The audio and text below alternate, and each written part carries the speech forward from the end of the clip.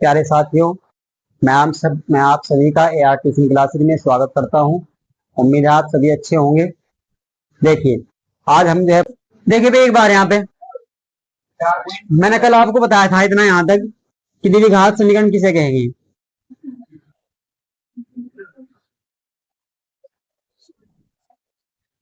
मैंने आपको बताया कि व्यापक समीकरण हमारी, जैसे मान लीजिए आप लिखे A X square plus B X plus C बराबर 0।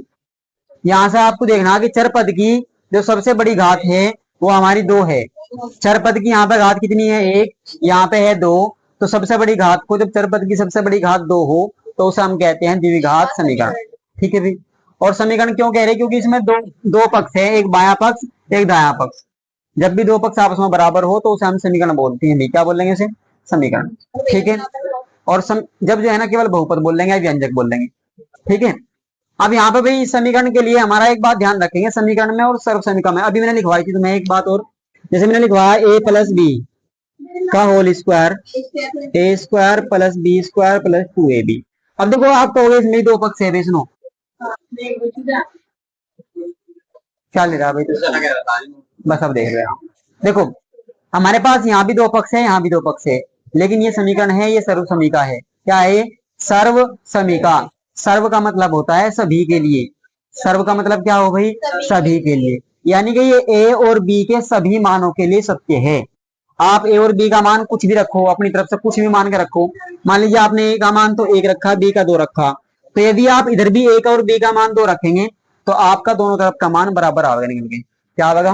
बराबर, यानी संतुष्ट आएगा निकल के, संतुष्ट होगी ये समीकरण। यदि ये जो है ना किसी भी मान के लिए संतुष्ट है, किसी भी मान के लिए, अनंत मानों के लिए, तो उसे तो हम कहे सर्व समीका। क्या कहे भाई? सर्व समीका। लेकिन समीकरण उसे कहे जिसके कोई निश्चित मान हो। क्या हो? निश्चित मान हो, यानी कि 1 मान हो, 2 हो, 3 हो, बस इस तरीके से। ठीक है। इसका ऐसा नहीं है कि अनंत हल होंगे इसके। भाई इसका ऐसा नहीं है कि आपके जो है ना कितने ही हलावेंगे, जो भी आप कुछ भी मान लो, आप दूसरा मान निकल के आ जाएगा। ऐसा नहीं होता, इसके फिक्स मान होंगे। जैसे यहाँ चर पद की घात कितनी है? 2 है। तो इसका मतलब ये है कि इस चर के केवल और केवल 2 ही मान आवेंगे निकल के। कितने आवे निकल के? केवल 2 वैल्यू निकल के आवेगी एक्स की। और यहाँ पे और बी के आप अनंत हल निकाल सकते हैं, बहुत ज्यादा मान निकाल सकते हैं, कुछ भी। यदि एक तरफ मान रखो, दूसरी तरफ भी ओका वही निकलेगा। इधर रख लो, इधर का भी ओका वही आएगा। जैसे मैं आपको बताऊं, देखो सुनो, 1 और 2 कितने हो गए? 3 हो गए। 3 का वर्ग करोगे कितना आ जाएगा? 9। इधर 9 आ गया नहीं? आ गया हल करने पर। इधर देखिए भाई, एक ए के स्थान पे 1 रखा हमने, बी के स्थान पे 2 रखा, 1 और 2 मिला के 3 हो गए। और 3 की घात 2 करेंगे, 3 किया, आ गया 9 या नहीं आ गया? इधर देखो, अब ए की घात 2 करेंगे 1 की तो 1 ही आवेगा, प्लस 2 की घात 2 करेंगे तो कितना आवेगा? 4 आवेगा, प्लस 2 गुना ए का मान 1 और बी का मान 2, 2 दूनी 4, 4 एकम 4, तो 4 ही तो आया ये मिला के 4 आया। 4 और 4 8 और 1 9, दोनों तरफ बराबर आ रहा है, नहीं आ रहा? यानी कि आप कुछ भी मान रखो, एक तरफ जो मान आप इधर रख रहे हैं वही मान उधर रखने हैं, संतुष्ट होगी ये। क्या होगी? संतुष्ट होगी। तो इसे तो हम कहते हैं सर्व समीका। क्या कहते हैं थी? इनमें और इसमें केवल यही फर्क हो, ध्यान से सुनेंगे। सर्व समीका के अनेक हल होते हैं, यानी कि अनंत हल होते हैं। क्या होते हैं? अनंत हल होते हैं, ए बी के अनंत मान होते हैं। लेकिन यहाँ पे जो है ना निश्चित मान होते हैं समीकरण में। समीकरण में क्या होगा? चर पद के निश्चित मान होंगे। ठीक है, क्लियर है बात यहाँ से? अब भाई आपको मैंने द्विघात समीकरण बताई, तो द्विघात समीकरण में अधिक से अधिक कितने हल होंगे? यहाँ पे 2 हल होंगे। द्विघात समीकरण है तो 2 ही हल होंगे इसके, यानी कि एक्स के 2 ही मान आवेंगे। और जो मान आवेंगे उन्हें हम कहते हैं मूल। क्या कहेंगे भाई उन्हें? जैसे हम जो है ना द्विघात बहुपद में आपको दूसरे चैप्टर में बताया था कि शून्य कहते हैं एक्स के मान को। क्या कहते हैं हम? एक्स का ऐसा मान जो हम एक्स के स्थान पर रख दें तो उसको सारे का मान 0 कर दे, उसे हम क्या कहते हैं? शून्यक। ऐसे यहाँ पे जो है जो एक्स का मान होगा, यानी कि एक्स का ऐसा मान जो हम यहाँ रख दे इसके स्थान पे, तो इसका मान 0 कर दे, तो वो एक्स का क्या है? सॉरी, इस द्विघात समीकरण का मूल है। क्या है? मूल। तो यहाँ पे भी मूल कितने आवेंगे? 2 निकल के आवेंगे या नहीं आवेंगे? भाई मूल कह लो, मान कह लो आप। ठीक है, तो वे कितने आवेंगे निकल के? 2। एक्स के क्या केवल कितने हल? 2। ठीक है। अब वे कैसे आएंगे उसके लिए जो है ना हमारे पास कुछ नियम है, वे याद करने हैं आपको कैसे। ठीक है, उनकी भविष्यवाणी करने के लिए भाई जैसे आप ये बता सको कि भाई जो है ना ये एक्स प्लस के होंगे या माइनस के होंगे, या जो है ना आपके बटे के रूप में होंगे, या फिर जो है ना आप 0 से छोटे होंगे, 0 से बड़े होंगे, या हम मान निकाल सकते भी है या नहीं निकाल सकते हैं। इसके लिए आपके पास नियम है यहाँ पे 3 या 4 नियम है। जैसे वहां हमने जो है ना दो चर वाले रेखिक समीकरण में बताया था मैंने आपको कि a1 बटे a2 b1 बटे b2 c1 बटे c2 से हम क्या पता कर रहे थे? क्या पता कर रहे थे वहां पे? शून्य के बारे में तो पता कर रहे थे। सॉरी, शून्य कह रहा मैं, हल के बारे में। कितने हल होंगे? दो हल होंगे, एक हल होगा, अनंत हल होंगे, है ना। ये पता कर रहा था हमने वहां पे, रेखाएं कैसी होगी, और और क्या, समीकरण युग्म संगत होगा या असंगत होगा, यानी कि हम मान निकाल सकते हैं या नहीं निकाल सकते हैं, ऐसे यहाँ पे हम पता करेंगे। तो उसके लिए थोड़े से नियम है, वे आप समझेंगे। अब सुनो, एक्स का मान निकालने के लिए हमारे पास विधि तो है कई, लेकिन अब जो है ना, वे विधि हमारी जो है ना सिलेबस में नहीं है, केवल और केवल दो विधि रहेगी अब हमारे पास। कितनी रहेगी? दो। पहले जो है ना 4 या 5 विधि थी, अब आपके पास केवल दो विधि है। कितनी है? दो विधि है। तो वे दो विधि आप पढ़ेंगे। अभी तक हमने कोई सी नहीं पढ़ी भाई। कल हमने केवल सीखा कि जो है ना ये द्विघात समीकरण है या नहीं है, पहचान यही तो की थी बस कल। केवल भाई जो आपको समीकरण दे रखी है, केवल हल करी थी हमने कल। ये याद करा था कि समीकरण जो है ना द्विघात समीकरण है या नहीं है। अब इसी में क्वेश्चन नंबर इसका जो दूसरा है वो करेंगे, ठीक है। देखिए भाई, क्वेश्चन नंबर 2, निम्नलिखित स्थितियों को द्विघात समीकरणों के रूप में निरूपित कीजिए। आपको कहा केवल जो हमें जो ये लैंग्वेज दे रखी, भाषा के रूप में सवाल दिया, इनकी हमें केवल समीकरण बनानी है। क्या बनानी? समीकरण के रूप में आपको जो है ना इनको बनाना है, बस निरूपित करना है। कैसी समीकरण? द्विघात समीकरण, यानी कि दो घात वाला समीकरण। तो देखिए सवाल में दिया आपको पहला, एक आयताकार भूखंड का क्षेत्रफल। एक आयताकार भूखंड मतलब पृथ्वी का टुकड़ा। क्या है भाई? पृथ्वी का टुकड़ा। उसका क्षेत्रफल कितना है? 528 वर्ग मीटर है। क्षेत्र की लंबाई मीटर में चौड़ाई के दो गुने से एक अधिक है। चौड़ाई के दो गुने से एक अधिक है। हमें भूखंड की लंबाई और चौड़ाई याद करनी है, ठीक है भाई। तो उसके लिए समीकरण कैसे बनेगी वो देखिए। देखो आप यहां देखो एक बार ध्यान से।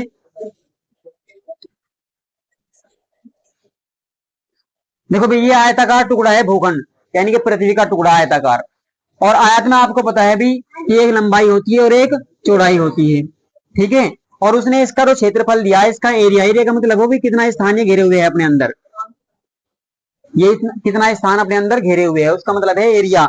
वो दे रखा आपको 528। कितना दिया भाई? 528 वर्ग मीटर। और उसने कहा चौड़ाई के दो गुने से एक अधिक। देखो जो इसकी लंबाई है वो चौड़ाई के दो गुने से एक अधिक। यदि आपने चौड़ाई x मान ली, ध्यान से सुनो, यदि आपने चौड़ाई x मीटर मान ली, तो लंबाई जो है इसके चौड़ाई के दो गुने। चौड़ाई का कितना गुना करना है भाई? दो गुना, यानी कि दो गुना x, और दो गुने से भी एक अधिक। तो आप एक जोड़ देंगे। क्या कर देंगे? एक जोड़ दे देंगे। उसने कहा चौड़ाई से, देखो लंबाई जो है ये लंबाई चौड़ाई से, जितनी चौड़ाई है उसके दो गुने से एक अधिक। दो गुना करना है फिर एक जोड़ना है। देखो ये भाई आप जब मानेंगे जब आपको दो चर वाले रेखिक समीकरण का सवाल दिया जाएगा, यानी कि दो शर्तें मिलेगी। यहाँ पे केवल शर्त यही है बस आपके पास, ठीक है। शर्त केवल यही तो है हमारे पास, और शर्त नहीं है। तो जब हमारे केवल एक ही शर्त दी जा रही होगी, यहाँ देखो एक बार, इसको खोल लो भाई, इसमें दे दो, इसमें जंगले में अंदर की तरफ बस। अब भाई सुनो, तो आपकी क्या बनी लंबाई? यहाँ पे आपके बन गई 2x + 1, इतने मीटर। और ये चौड़ाई है हमारी कितनी? x metre. क्लियर है यहां तक? तो आप यही मान लेंगे। देखो यहां लिखना है, माना आयताकार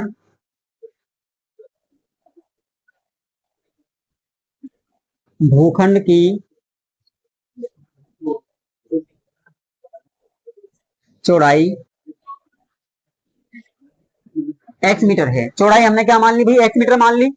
आगे उसने कहा कि जो है ना, फिर इसके बाद जब चौड़ाई ये है तो इसलिए लंबाई, आयताकार भूखंड की लंबाई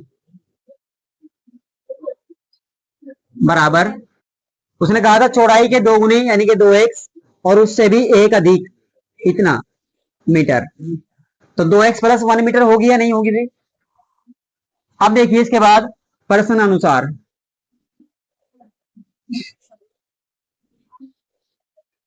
उसने आपसे कहा कि इसका जो क्षेत्रफल है वो 528 वर्ग मीटर है। तो आप लिखेंगे आयताकार भूखंड, आयताकार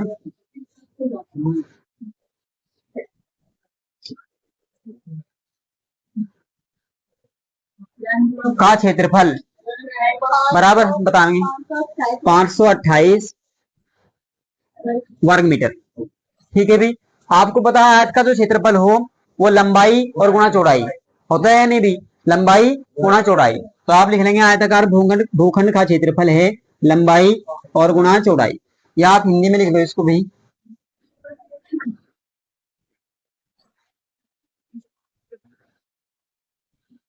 लंबाई और गुणा चौड़ाई बराबर है किसके, 528 वर्ग मीटर के। ठीक है, यहां तक लंबाई आपके पास कितनी है, 2x+1 और गुणा चौड़ाई कितनी है भाई, x, और बराबर 528। यहां से देखो x की गुणा पूरे में करनी पड़ेगी आपको, 2x की x में करेंगे 2x², और देखो ये भी प्लस का, ये भी प्लस का, तो प्लस का चिन्ह आ गया, x एकम x और बराबर 528। ये इधर प्लस का इधर आगे का होगा भाई, 2x² प्लस x और माइनस के 528, और इधर क्या बच गया भाई, 0 बच गया यहाँ से। तो बस यही आपकी समीकरण है, द्विघात समीकरण, यही आपको बनानी थी भाई, हल नहीं करना है, बस केवल आपको समीकरण के रूप में निरूपित करना है। समझ गए यहाँ तक, नोट करिए। नंबर 2 देखें भाई, दो क्रमागत धनात्मक पूर्णांकों का गुणनफल 306 है, हमें पूर्णांकों को ज्ञात करना है, यानी कि वे पूर्णांक हमें ज्ञात करने हैं, तो समीकरण कैसे बनेंगे वो बताना है। आप अब बता रहा हूँ गुड़िया, देखो भाई क्रमागत और धनात्मक दो बात है यहाँ पे निकल के, क्रमागत और क्या, धनात्मक पूर्णांक। देखो क्रमागत का मतलब होता है तुरंत अगले वाली संख्या, जैसे मैं आपको कहूं पहली संख्या 2 है, तो इसके तुरंत बाद क्या आएगा भाई, 3 आएगा, इसके 3 के बाद तुरंत क्या आएगा, 4, 4 के तुरंत बाद क्या आएगा, 5। तो एक कैसी संख्या है, क्रमागत, यानी कि क्रम से आने वाली, क्रम से भाई 2 के बाद तुरंत 3 आएगा, 3 के बाद 4 आएगा, 4 के बाद 5 आएगा, संख्या ऐसी है, क्रमागत है, और उसके साथ साथ धनात्मक है, यानी कि प्लस की संख्या है, कैसी है, प्लस की। धनात्मक का मतलब प्लस की है, पॉजिटिव है, और पूर्णांक का मतलब होता है पूरा पूरा अंक, पूरा पूरा अंक। पूर्णांक मैंने आपको बता रखे भाई कैसे हो, देखो पूर्ण संख्या आपकी 0 से शुरू हो, 0, 1, 2, 3, 4 इस तरीके से, ठीक है। लेकिन पूर्णांक दो तरीके के हो भी, सुनो ध्यान से, पूर्णांक कितने, दो, एक तो होते हैं देखो माइनस के, -1, -2, -3 इस तरीके से, और एक होते हैं कहीं के भी प्लस के, +1, +2, 3, 4। तो हमें प्लस वाले लेने हैं, उसने कहा धनात्मक पूर्णांक, कौन से, धनात्मक पूर्णांक, और क्रमागत वाले, यानी कि क्रम से आने वाले तुरंत। तो और तो कोई बात नहीं कही। यदि हमने पहला, आप समझो, यदि हमने पहला 5 मान लिया, सुनो भाई, यदि पहला पूर्णांक कितना है, 5 है, तो इसका क्रमागत जो अगला पूर्णांक होगा वो कितना होगा, 6 होगा या नहीं होगा। यदि 6 मान लिया तो 6 का अगला क्या होगा, 7 होगा। कैसे पता लग रहा है, आप एक जोड़ रहे हैं नहीं जोड़ रहे भाई, अगला निकालने के लिए आप क्या कर रहे हैं, एक जोड़ रहे हैं, हर बार एक जुड़ेगा। तो ऐसे यहाँ पर आपको मानना, आप देखिए, मान लिया आपने, माना पहला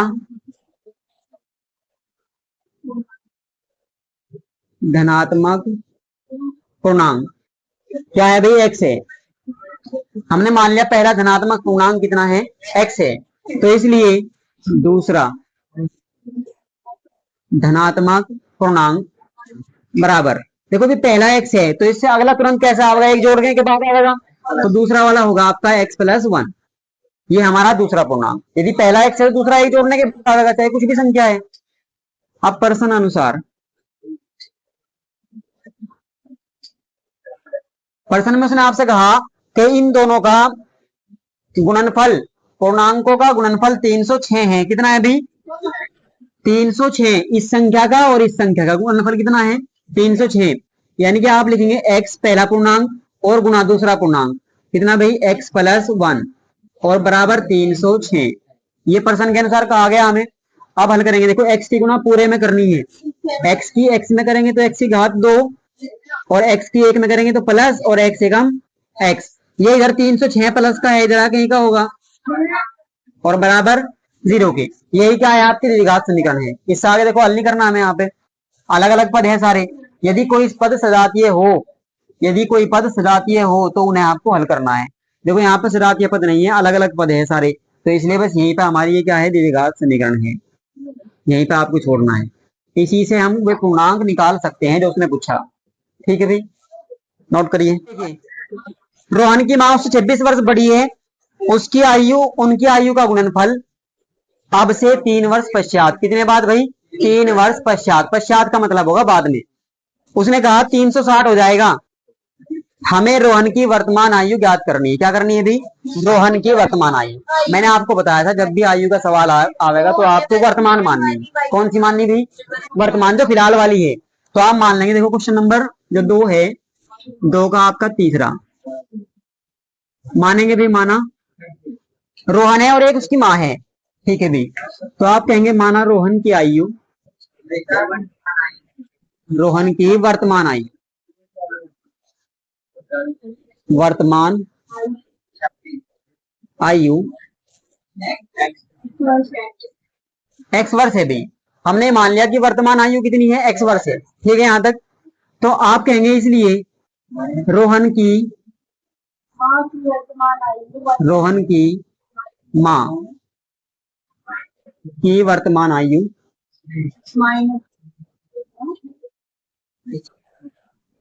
वर्तमान आयु।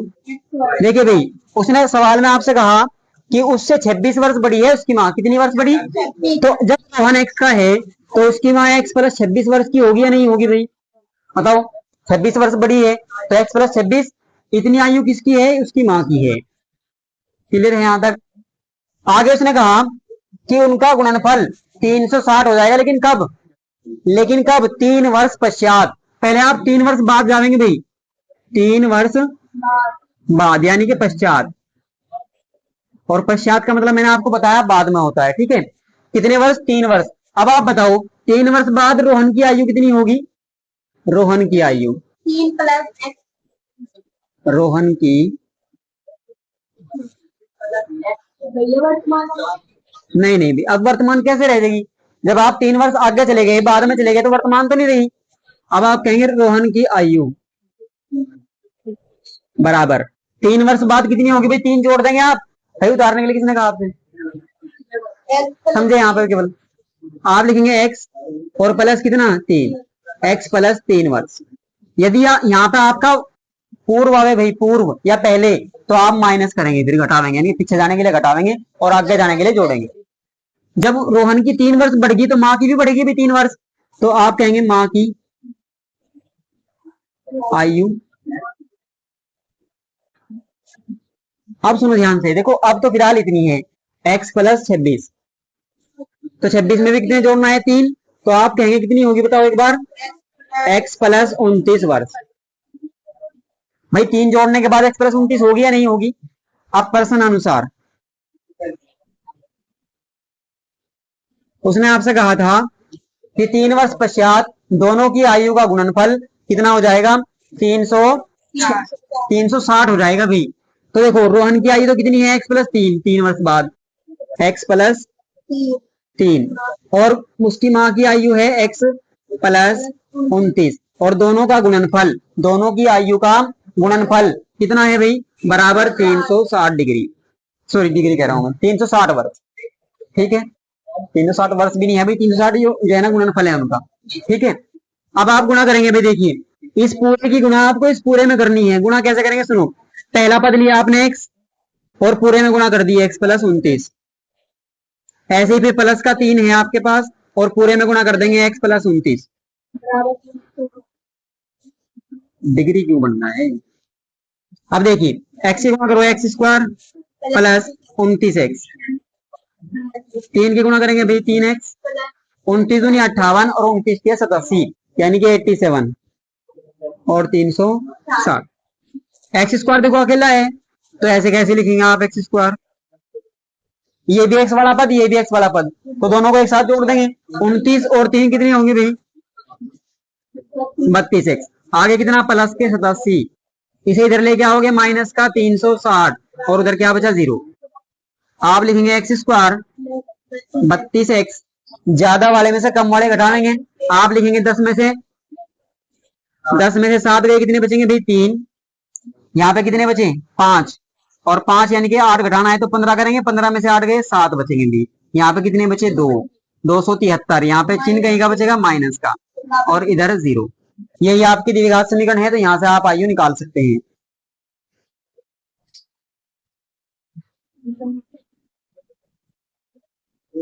एक रेलगाड़ी 480 किलोमीटर की दूरी समान चाल से तय करती है, यानी कि फिक्स चाल है उसकी।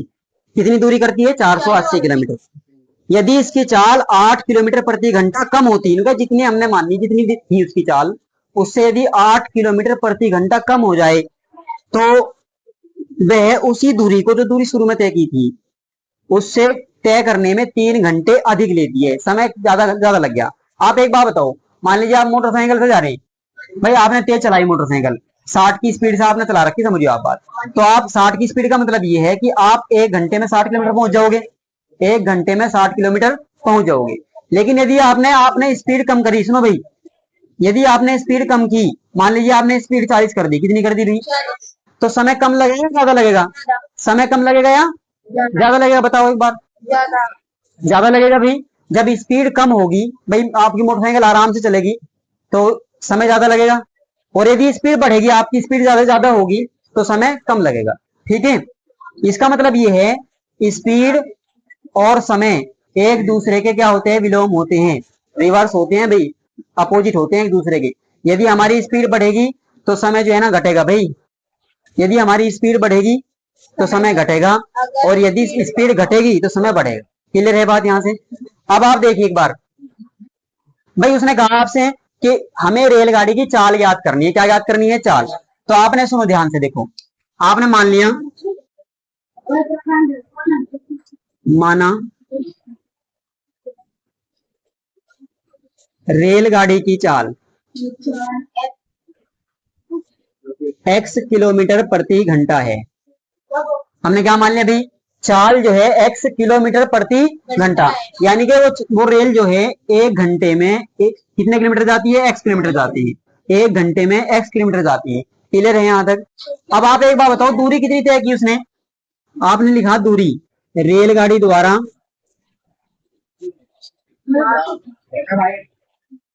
रेलगाड़ी द्वारा तय की गई दूरी वो कितनी है भाई? 480 किलोमीटर।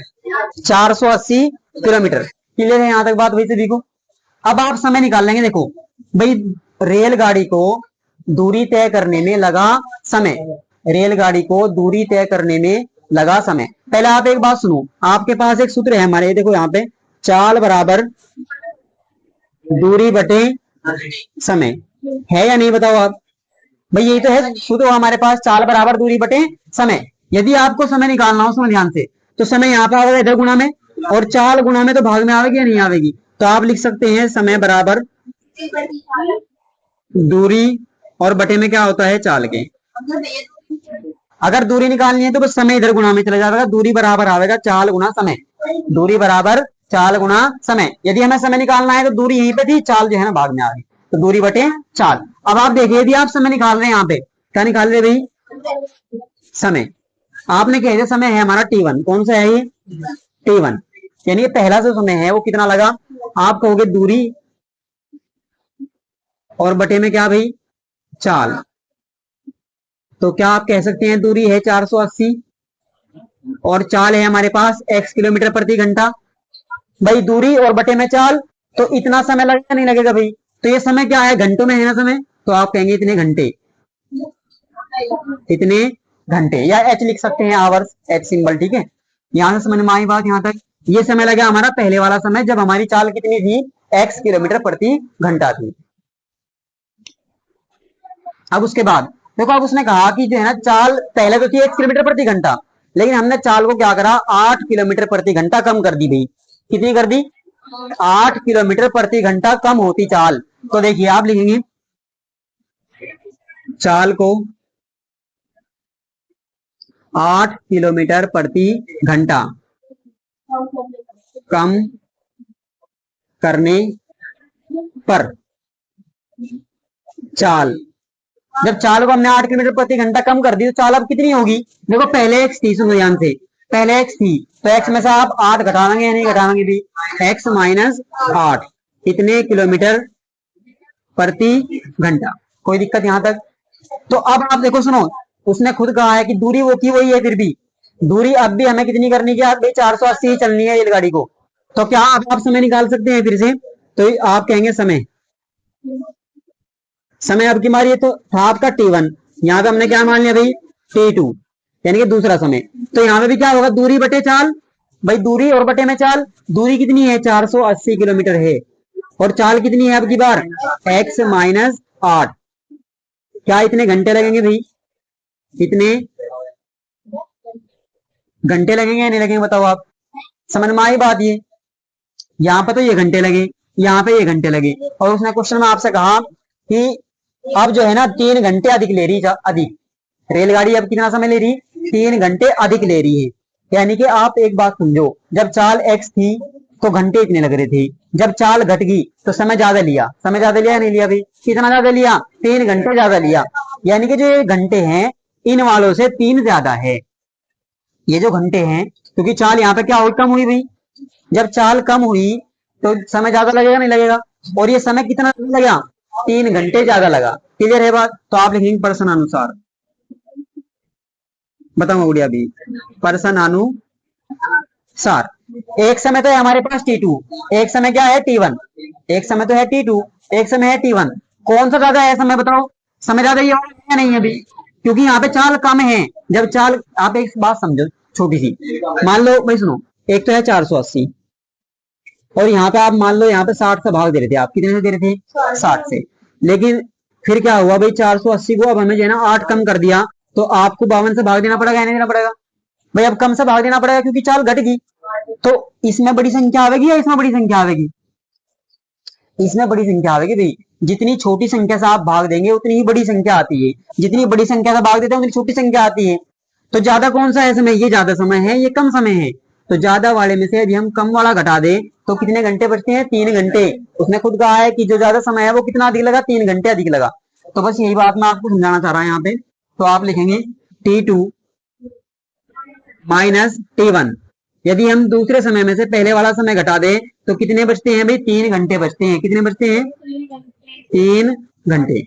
T2 का मान कितना है 480 बटे में x माइनस 8, और T1 का मान आपके पास 480 और बटे में x और बराबर 3। समझ में आ रही बात यहाँ तक। आप एलसीएम निकाल लेंगे, क्रॉस मल्टीप्लाई नहीं होगी भाई। देखो x, ये तो है x माइनस 8 और ये है x, तो दोनों की देखो अलग अलग पद है, दोनों की गुणा होकर एलसीएम आवेगा। आप लिखेंगे x माइनस 8 और गुणा में x। जब आप इससे भाग देंगे इसको तो ये तो कट जाएगी संख्या सेम वाली, क्या बचेगा x, x की गुणा ऊपर वाले में करेंगे तो 480x, आगे माइनस का चिन्ह। जब आप x से भाग दोगे x खत्म हो जाएगा यहाँ से, इसकी गुणा पूरे में होगी या नहीं होगी, तो आप लिखेंगे 480 और गुणा x माइनस 8 और बराबर 3। समझ रहे हैं यहाँ तक। देखिए 480 x, देखो माइनस के 480 की पूरे में गुणा करनी है, तो आपका आएगा माइनस के 480 x और माइनस माइनस प्लस, और 8 में गुणा करनी, 8 0 0, 8 8 64, 8 चौक 32, 32 में 6 जोड़ेंगे भाई 38 हो गया। और देखो ये जो जो पूरा है ये इधर इधर जाएगा या नहीं जाएगा भाई, गुणा में जाएगा इधर। तो आप लिख सकते हैं बराबर 3 इंटू एक्स, और इंटू कितना है x माइनस 8। कोई दिक्कत यहाँ तक किसी को। रखिए देखो ये प्लस का 480x, ये माइनस का 480x खत्म हो गया भाई, घट के आपस में 0 हो गया।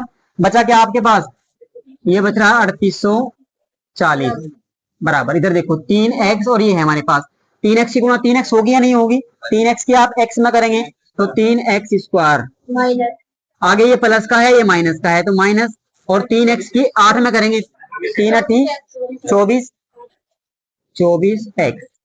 समझ रहे हैं यहाँ तक भाई। आप इधर प्लस की संख्या है उधर जाके ये होगी माइनस की, तो क्या आप लिख सकते हैं 3x स्क्वायर माइनस के 24x, और ये माइनस के 3840, और इधर बच गई 0।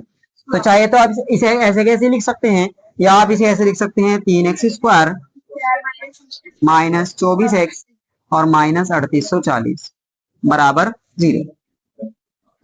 ये आपके पास द्विघात समीकरण है भाई, इसी से आप जो है ना हल कर सकते हैं, लेकिन हल नहीं करना हमें। बताओ।